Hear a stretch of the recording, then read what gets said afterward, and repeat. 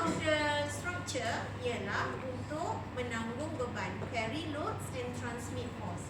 Structure mesti boleh menanggung beban dan memindahkan beban-beban itu kepada setiap anggota dia. Okey. Beban biasanya datang dari bawah ke dari atas? Dari atas. Okey, so dari atas sampai ke bumbung, pergi ke truss, pergi ke beam, pergi ke lantai, pergi ke tiang.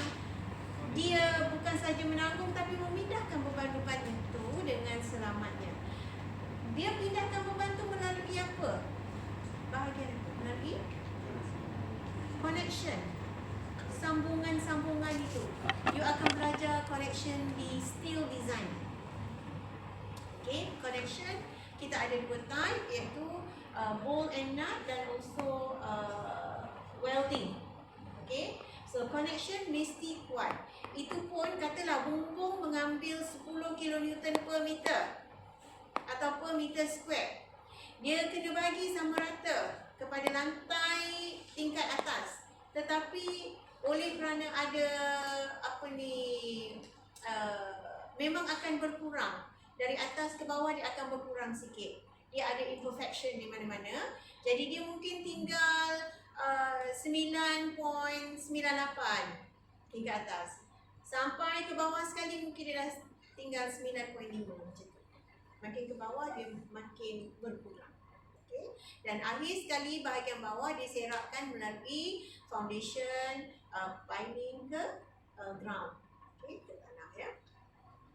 Okay, this picture here shows the bridge jambatan which carries the load of deck. Deck tu lantai jambatan tu ya. So this bridge menanggung beban yang ditanggung oleh deck itu dan pedestrian, termasuklah vehicles, dan orang-orang yang berjalan kaki kat situ. Okay. The important aspect in structural engineering include satu planning ya. Planning mesti ada dan usually engineer tak involved dalam planning. Planning is the people in charge selalunya adalah arkitek dan juga developer ya. Dia nak bangunan tu tujuan dia untuk apa? Dia nak berapa tingkat? Dia nak rupa macam mana? Okay. Kemudian dia bagi plan tu kepada jurutera. You analyze. Analyze ialah mencari reactions, mencari shear force, mencari moment maxima, mencari deflection maxima, mencari apa lagi? Basically itulah. Selain daripada itu menentukan berapa tu tulang yang kena dipasang, berapa diameter, berapa length, berapa spacing, berapa diameter. Semua tu yang you dah belajar kat universiti semuanya dalam analisis ini. Okay. Oleh itu bila bangunan tu berlaku crack tak apa lagi boleh dibetulkan. Kalau dia collapse memang yang bertanggungjawab adalah jurutera. Okay. Jadi bila you bekerja, saya advise you simpan semua kerja-kerja you dalam satu disk ke apa ke cloud. You mesti ada proof itu yang you buat supaya tidak ada perkara-perkara berbangkit. Jangan you buat kerja lepas tu you letak mengata-kata. No, semua you boleh simpan dalam your drive, Google Drive, cloud and everything ya. Kemudian yang ketiga, design. In the design part, we take into account the utility and serviceability, iaitu ketahan lasakan dia. Kita juga ambil kira keselamatan for sure. Kita ambil kira juga ekonomi, estetik, material dan environmental constraint. Another part yang kita katakan sebagai smart construction ialah di mana apabila kita menggunakan bahan-bahan yang smart. Apa yang dimaksudkan bahan-bahan smart ini? Bahan-bahan yang tidak mengeluarkan karbon dioksida yang banyak ke udara. Itu yang paling penting. Bila kita bancov simen, kita bancov konkrit, kita gunakan simen kan? kita bancuh simen dengan pasir, dengan air, dia akan proses itu saja mengeluarkan carbon dioxide to the atmosphere, menyebabkan naiknya carbon footprint. Okay. Jadi apa yang researcher sekarang buat ialah menggantikan simen ini dengan material lain. Contohnya, apa yang kita boleh gantikan sebagai simen?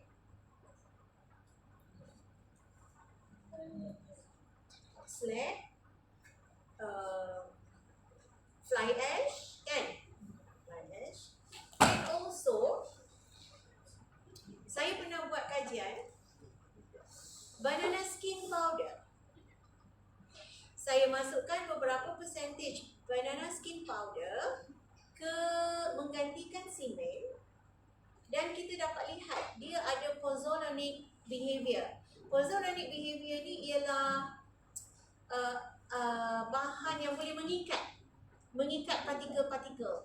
Kita gunakan simen sebab dia boleh mengikat partikel-partikel lain. Jadi kita gunakan bahan-bahan semula jadi, bahan-bahan buangan, kulit pisang, fibrous material, contohnya sabut kelapa.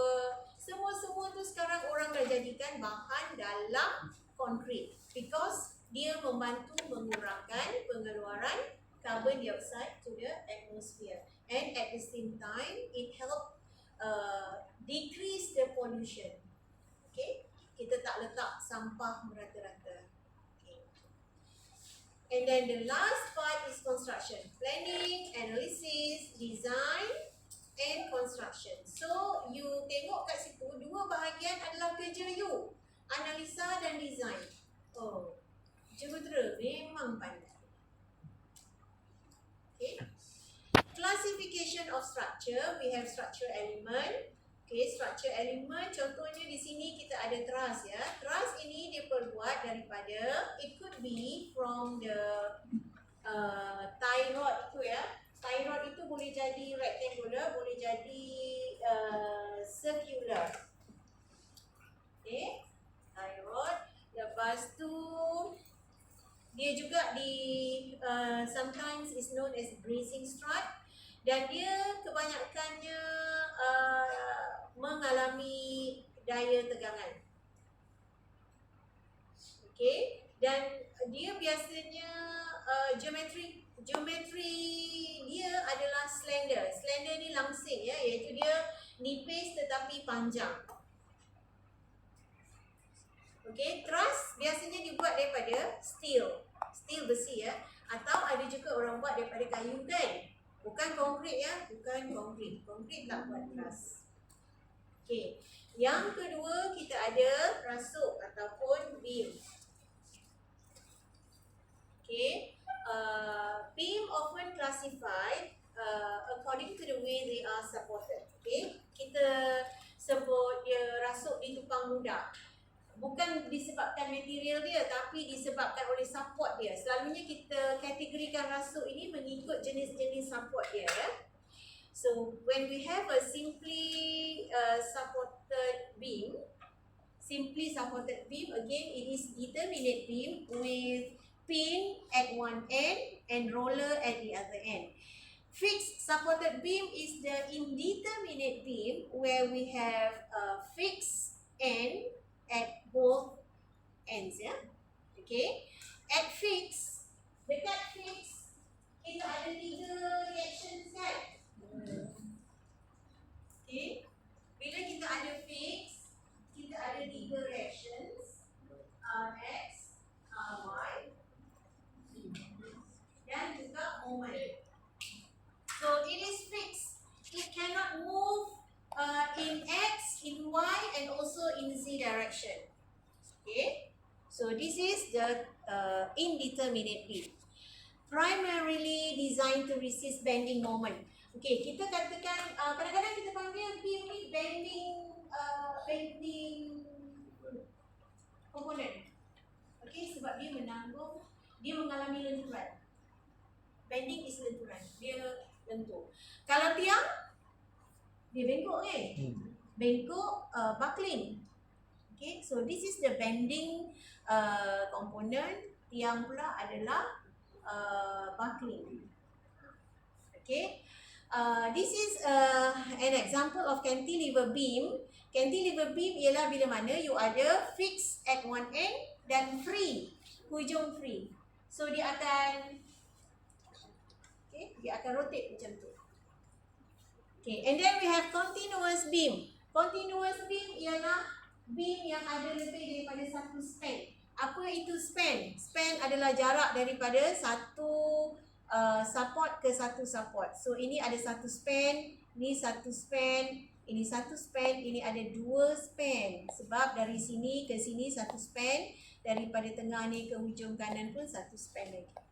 Okay. So ini adalah contoh I-beam. Steel ya. Steel I-beam. Bahagian atas bentuk I tu, atas dia kita panggil top flange or cover plate. Flange ya. Tengah-tengah web. Web menanggung shear biasanya. Flange menanggung. Okay.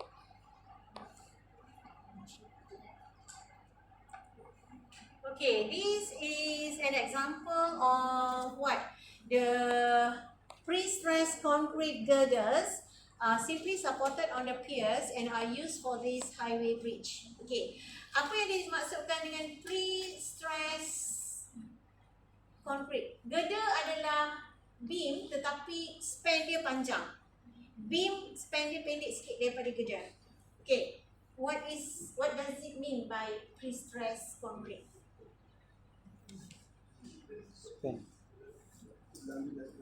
Ha? Tertulang tu dah ditarik kan? Tertulang dia dalam bentuk tendon kan? Kita tarik dulu, stress dulu, baru kita pour concrete. Itu baru kita lepaskan. That means it's stronger lah. So this girder is targeted to sustain much bigger load compared to beam ya.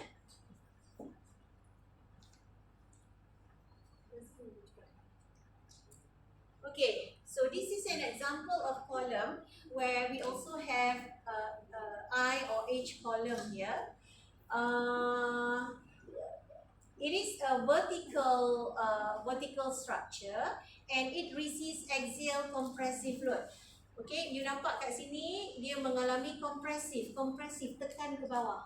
Okay, compressive dari atas dan bawah. Dia takkan ditarik lah kalau tiang sini. Ni tiang kan? Dia dapat daripada lantai atas and also reaction from the bottom. Okay, so the failure could come from the material failure. Usually the material failure will occur within the zone of the support. But the more critical failure comes from the geometrical failure, which is due to the buckling. Okay. Columns that are subjected to both axial load and bending moment are called bending columns. Ini bending column because dia ada dua-dua. Dia ada dua-dua buckle and also moment ya. So selalu ini dia ada moment kerana force dia tu tidak betul-betul berada di centroid. Yang ini force dia betul-betul berada di centroid. You dah belajar macam mana nak cari centroid untuk cross section kan? So ini dia betul-betul berada di centroid. Manakala ini dia ada eccentricity sikit. Bila ada eccentricity dia ada moment. Okay.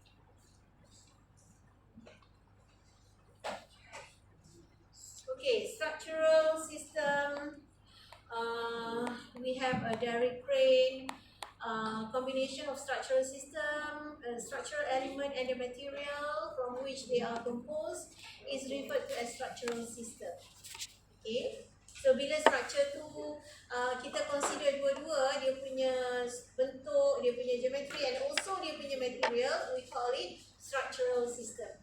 Each system is constructed of one or more of these four basic type of structure. Yeah?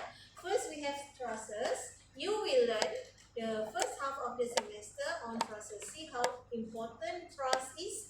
Truss biasanya digunakan untuk bumbung, untuk jambatan. Banyak digunakan truss. Okay. Truss ni biasanya consist of slender element yang langsing. Usually arranged in a triangular fashion. So kalau kita ada yang di situ saya lukis segi 4 tapi dalam dia pun berbentuk triangle. Okay. So dia mesti langsing sebab dia kena ringan. Dia menanggung kedua-dua mapatan dan tegangan. Okay, planar truss composed of members that lie in the same plane. Contoh jabatan, roof support itu kita panggil planar truss. Space truss ni adalah members extending in 3 dimensions and are suitable for derrick and tower. Okay, so ingat ya, plane 2 dimension, space 3 dimension. So space ni kita ada untuk tower for example ya, yang ni. Okay, berpusing-pusing situ. Okay, now ini saya dah letak dalam order ya. Load that cause the entire truss to bend are converted into tensile or compressive forces in the member. Advantages of a truss. Truss ni banyak advantage dia kerana nombor 1, it uses less material to support a given load. Less material kenapa? Sebab dia nipis kan? Dia slender. Less material use maknanya less money. Kedua, it can be arranged in various ways to support the load. We can arrange it triangular like that. We can arrange it suitable to the desire of the customer. Okay. Economically feasible to use a truss to cover spans ranging from 9 meter to 122 meter or more. You see, we can use truss up to even 122 meters. Untuk ni ya, tengok ini bridge. Kita pakai truss untuk ambil dia punya daya tegangan dan daya mapatan. Okay. Okay, ini adalah contoh kabel. Okay, kabel macam tu. Masa saya mula-mula mengajar structure, advanced structure, kita ada belajar mengenai kabel, tapi sekarang dah buang. Okay, sebab this is easy. Bila you kena design kabel, you boleh refer kepada buku. Okay, kabel, arches, kabel yang atas ni lah. Ni kabel. Kabel biasanya tension ya. Kabel biasanya tension. Ni arch gerbang. Arch is generally in compression. Okay, this is frame. Frame atau kita panggil rangka. Yang kita tengok di sini ialah 2D frame. Plane frame, 2 dimensi. Okay.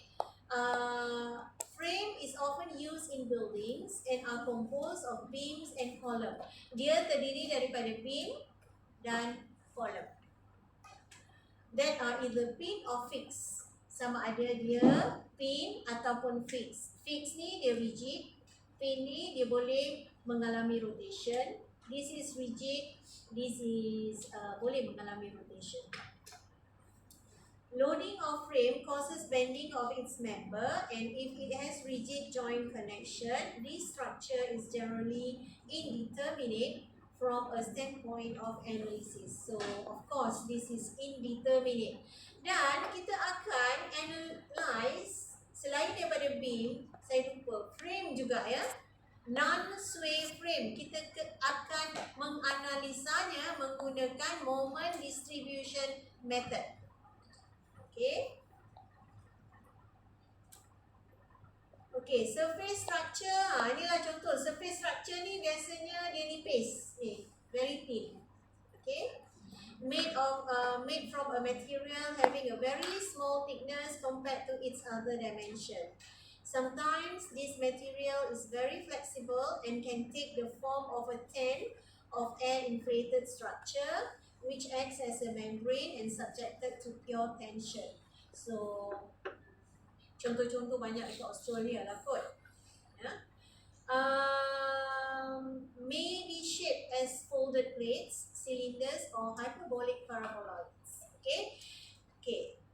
You belajar design, you belajar reka bentuk nanti, reka bentuk kruli, reka bentuk konkret menggunakan manual ya.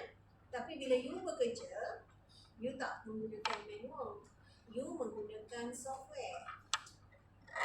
Jadi saya menggalakkan awak untuk at least Get yourself familiar with one software. Are you already familiar with analysis software? No. No. You dah masuk kelas komputer? Yes. Yes, you belajar apa? Ha? Stan Pro. Apa? Apa? Ramesh? Ha? Apa? Coding. Yes, komputer memang coding. You ambil apa? Computer science ke? Ha? Computer programming. That is good. Elective ke? Anaconda. Semua software pun menggunakan coding and menggunakan coordinate. Semuanya based on coordinate. Tetapi kalau you tak pakai coordinate pun, you boleh menggunakan your mouse, pick, copy paste, semua. Okay. Tapi kita ada satu yang dalam perancangan untuk dibeli oleh fakulti ialah Abacus. Abacus is used worldwide. Dia software yang memberikan approximation yang paling tepat lah. You tahu bila you menggunakan software, dia bagi you approximate value sahaja. Kalau you buat eksperimen, you dapat betul-betul. Okay? Tapi berapa banyak you nak buat eksperimen? Banyak tenaga, banyak duit, banyak masa.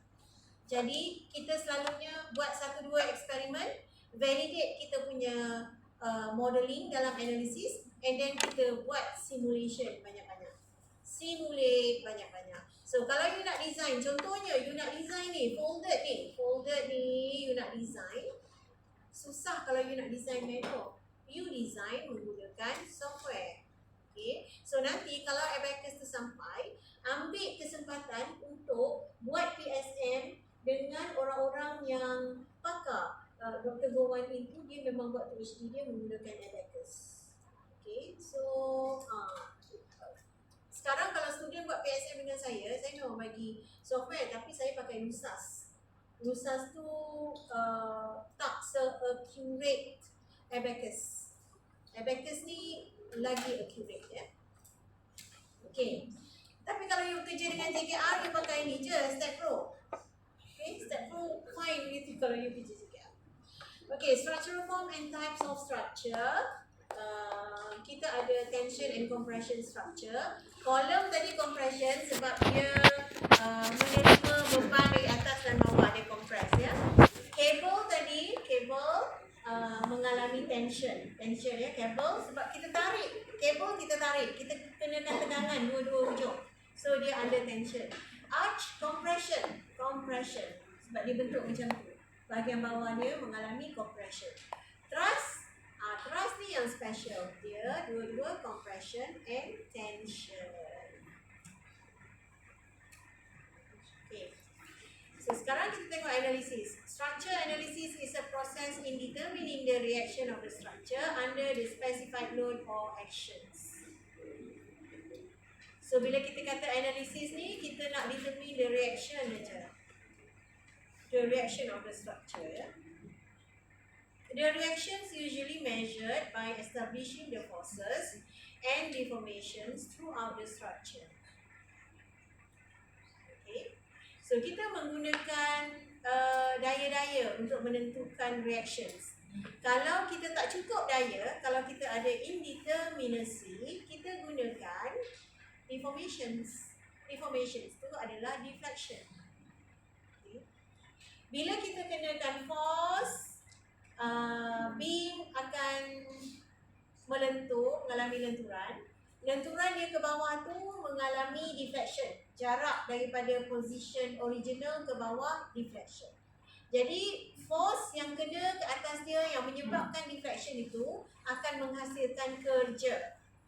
Daya kali jarak menghasilkan kerja kan? Okey. Jadi kita gunakan kaedah kerja maya, iaitu kerja luar sama juga dengan kerja dalam. Okay. Once the preliminary design of structure is proposed, the structure must be analyzed to ensure that it has its required strength and rigidity.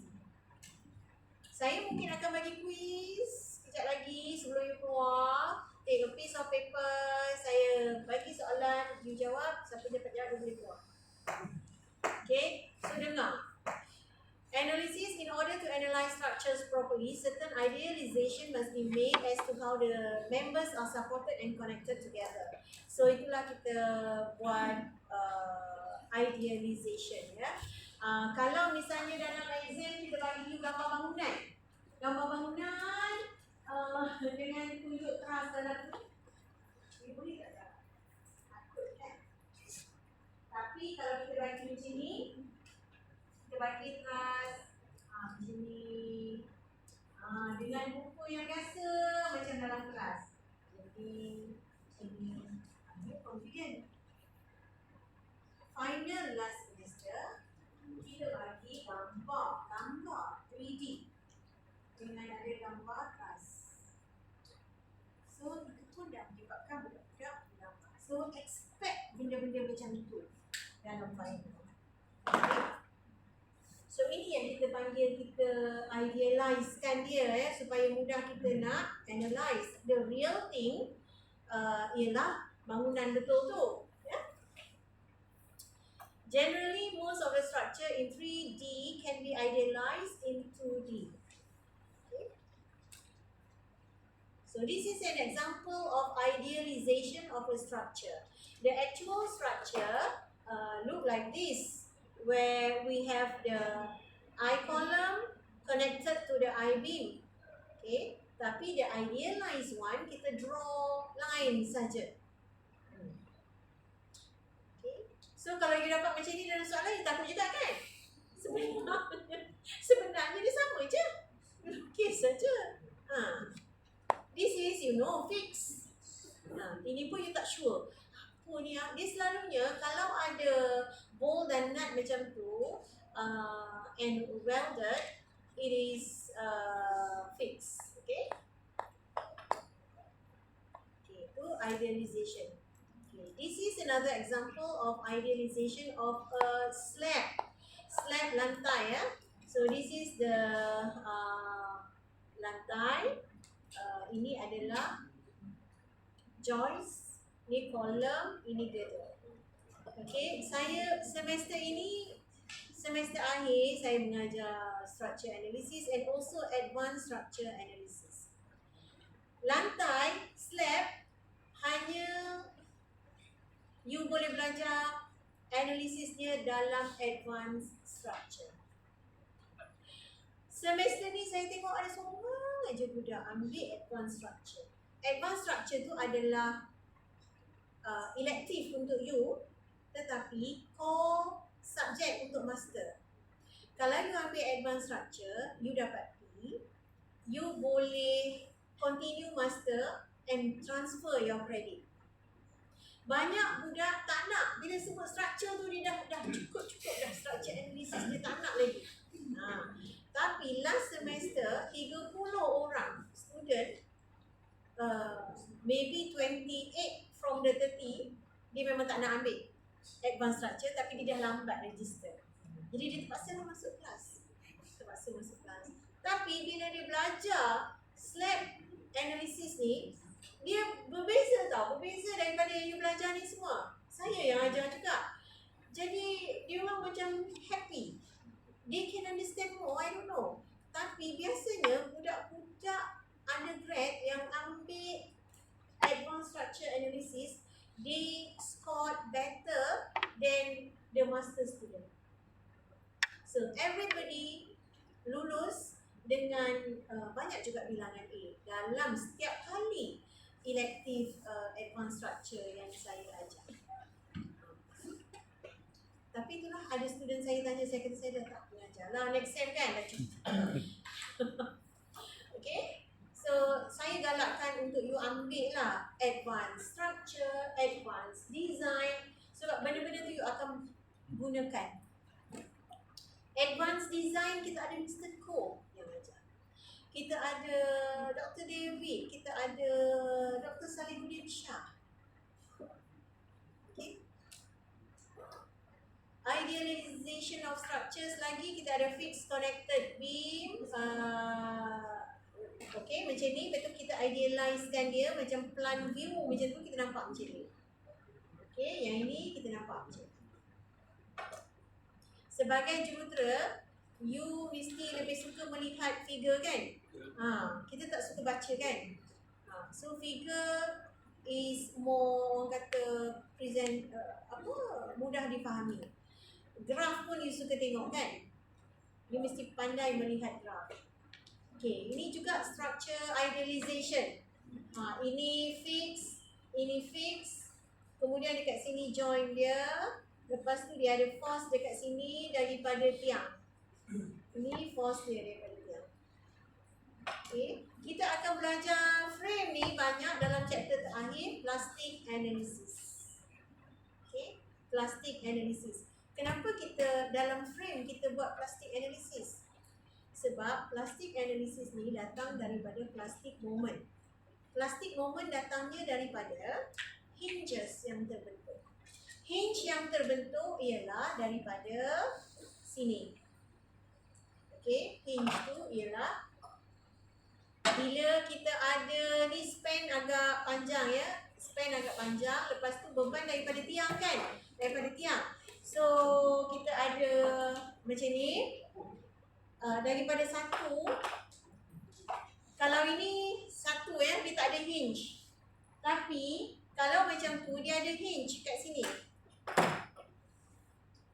Ni, dia kita nampak satu beam tapi dia ada hinge kat sini tak? Hinge ni dia sambung, dia bukan one solid sini. Jadi bila dia ada hinge, dia tend to rotate. Okay. Jadi bila ada hinge, ada plastic moment. That's why when it comes to frame, kita perlu menganalisanya menggunakan plastic analysis.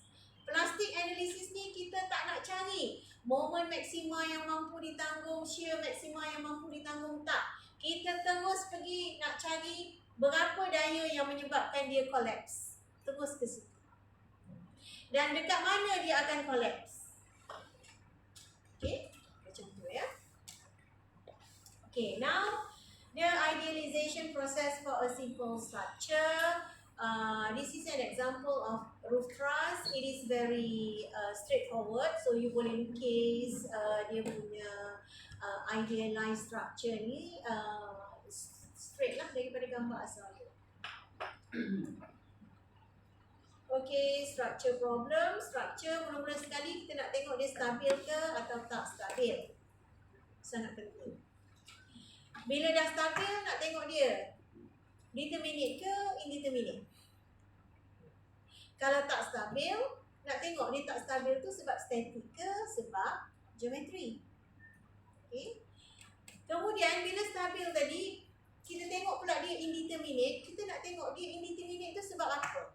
Sebab external ke sebab internal? Indeterminate tadi kita tengok banyak sebab reaction kan? Reaction tu external. Sebab force yang datang daripada support. Internal, kalau dalam truss itu ada member yang lebih. Itu yang kita kata internal. Member dia lebih. Sepatutnya ada, tadi saya kata 15 je kan? Sepatutnya ada 14 saja tapi dia ada 15 member. Itu internal kita katakan. Kita akan tengok lebih dalam chapter 3 dan 4. Okay. Ini kita pergi ke determinacy. Determinacy ialah boleh tentu static. Statically determinate, boleh tentu static. Statically indeterminate, tak boleh tentu static. Maksudnya static di sini ialah kita boleh selesaikan dengan 3 daya tadi, 3 equation tadi. Equilibrium equation. Okay. Kalau dia indeterminate, tak boleh tentukan daripada 3 equation itu. Okay.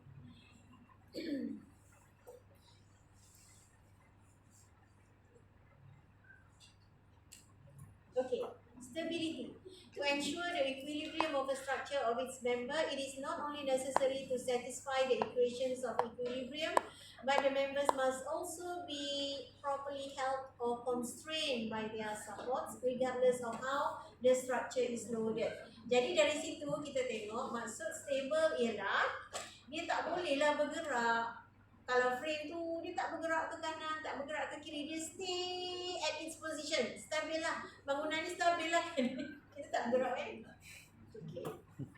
Two situations may be occur where the conditions for proper constraint have not been met. Ya. Satu ialah partial constraint, where a structure or one of its members has fewer reactive forces than equations of equilibrium that must be satisfied. Okay. Okay, kita tengok partial constraint.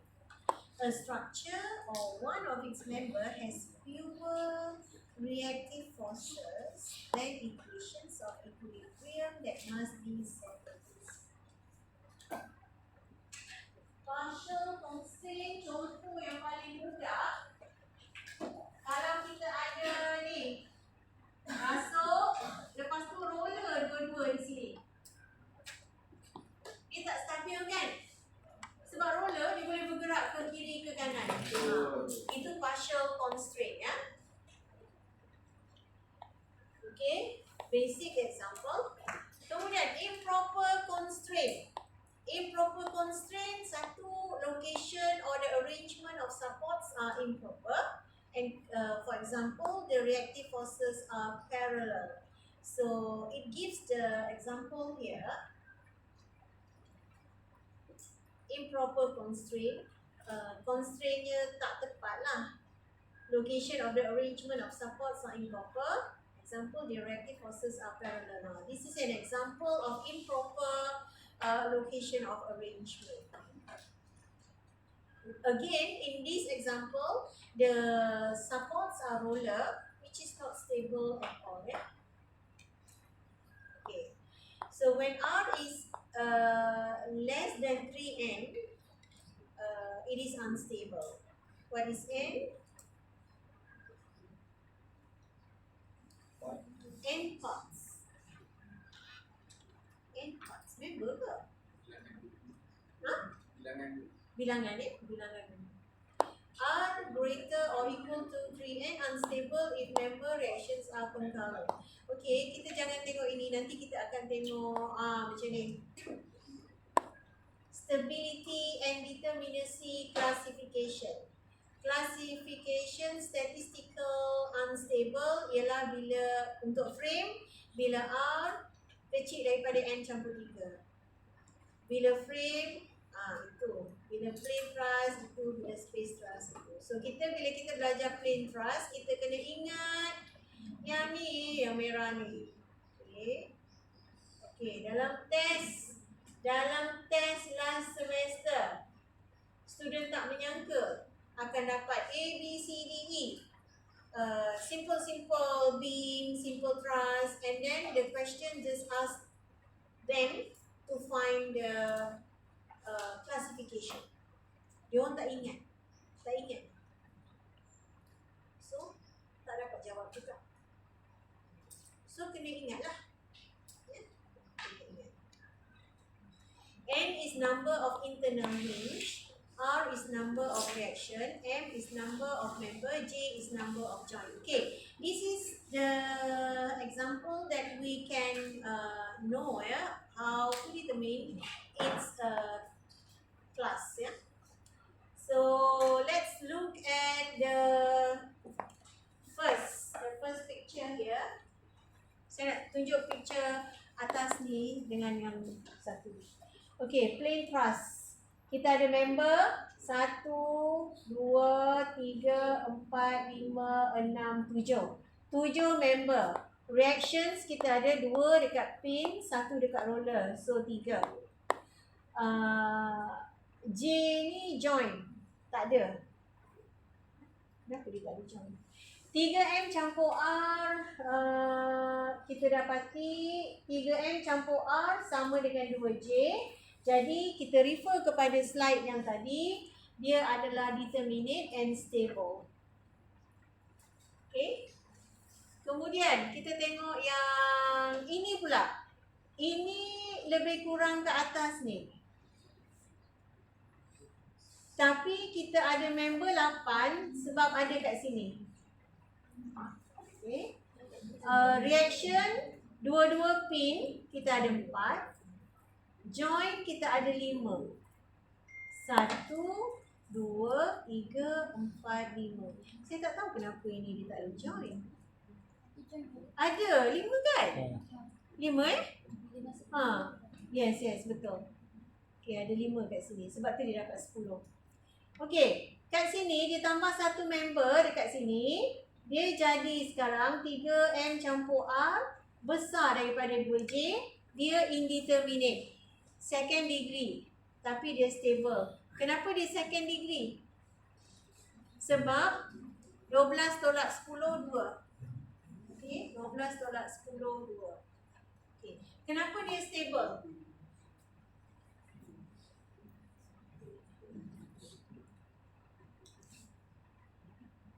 Stable ni, you kena tengok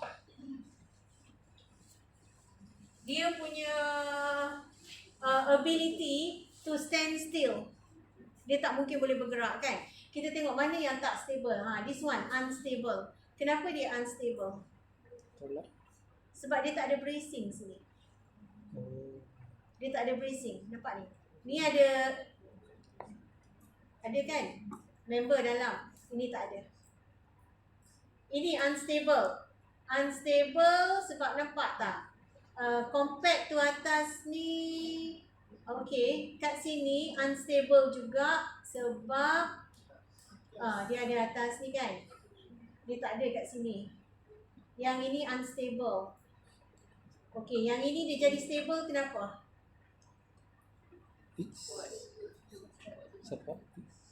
Sebab dia pin. Dia pin sini. Ini roller. Okay. Kalau kita baca kat bawah ni, geometrically unstable. Okay, kita baca ya. Satu star ni unstable. Geometrically unstable ni kerana due to the hinge in one straight line. Ada hinge kat sini. Ingat saya kata bila ada hinge dia akan ada moment, dia tend to rotate. Okay, so dia tak stable. Unstable yang kedua, geometrically unstable due to parallel reactions. Horizontally unrestrained. Due to parallel reactions. This is parallel reaction. Roller dua-dua kan? Tak stabil. Yang ketiga unstable. Baca sekejap.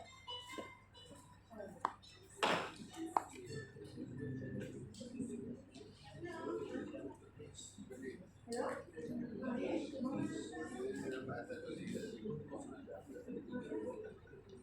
Nanti mama call balik. Sekejap lagi. Okay, baik. Anak saya yang call bukan anak perempuan, anak lelaki. Hari-hari. Anak lelaki. Anak lelaki manja kan?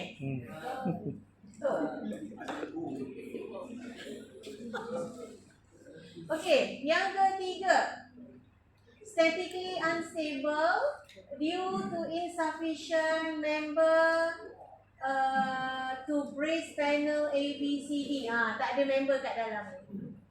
Unstable. So, refer kepada slide ini, cuba fahamkan. Kalau tidak nanti nak jawab soalan pun tak berhenti. Okay, habis. Okay, sila turunkan kertas.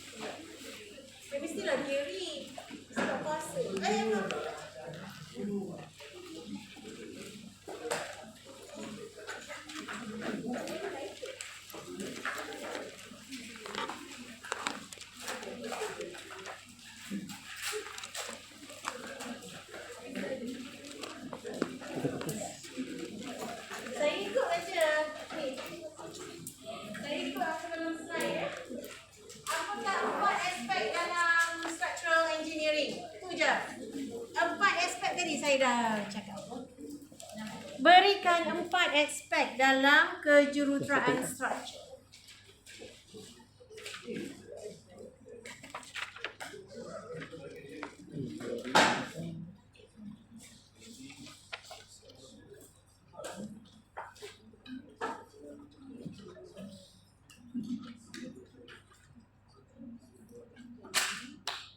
Siapa dah siap boleh hantar, boleh balik.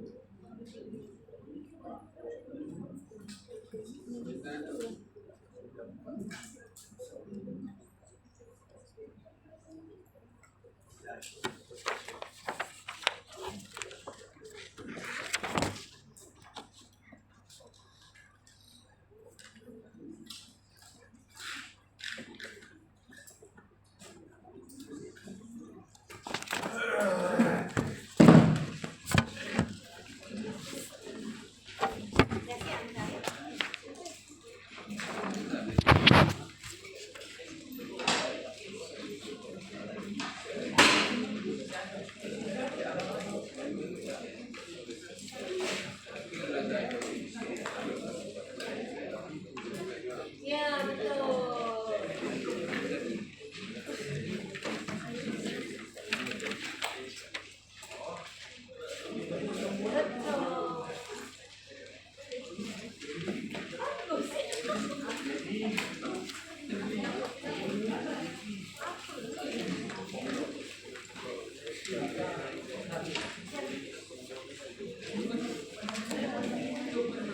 Tadi mana kedatangan tadi mana? Itu pas serang tak kedatangan tadi? Ya, yang you simpan buat apa? Ketua kelas? Siapa nama ketua kelas?